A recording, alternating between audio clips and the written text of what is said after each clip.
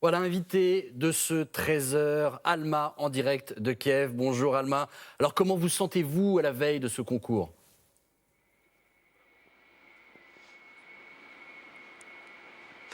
Bonjour, je me sens très bien, je suis très motivée et j'ai vraiment hâte d'être demain parce que ça fait beaucoup de répétitions, beaucoup du coup de fatigue qui s'accumule. À chaque fois, on donne tout ce qu'on a en fait et voilà. Donc là, j'ai vraiment hâte d'être sur scène et de profiter de ce moment. Alors vous venez de terminer justement les répétitions. Comment est-ce que vous vous sentez sur cette incroyable, improbable scène que l'on découvre derrière vous? Et quel accueil votre Requiem a reçu auprès de ceux qui ont pu vous entendre ces dernières heures?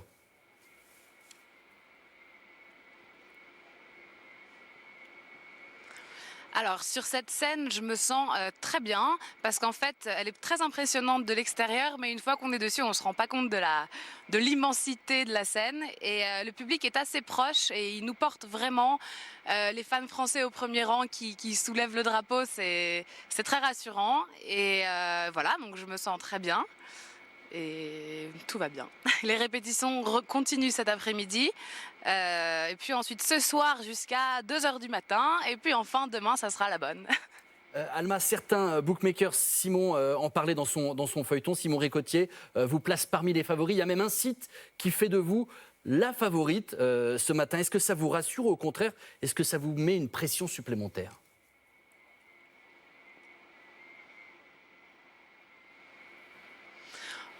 En fait, je décide vraiment de ne pas regarder ce genre de classement parce que quand on étudie un petit peu le passé de l'Eurovision, il y a des surprises chaque année. Les favoris ne sont pas spécialement ceux qui vont remporter la victoire.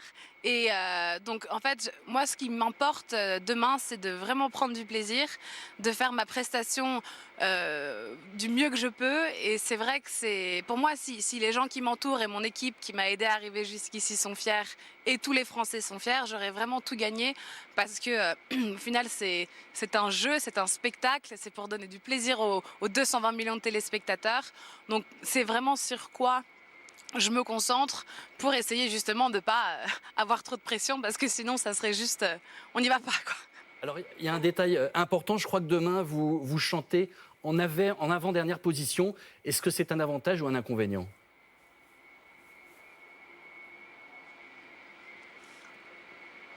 C'est un super avantage. En fait, c'est donc moi la dernière des pays parce que l'Ukraine passe en dernière parce que c'est elle qui nous accueille cette année.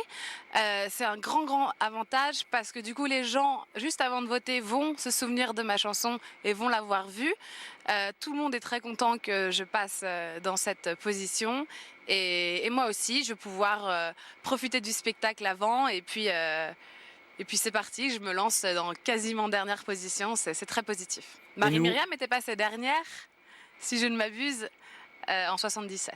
et nous, Encore un bon signe. on vous attend demain soir sur France 2, donc pour ce concours de l'Eurovision. On vous entendra chanter donc dès demain soir sur France 2. Alors je sais que vous êtes lyonnaise, Alma. Vous êtes sans doute un petit peu déçue, comme tous les supporters lyonnais, de l'élimination hier soir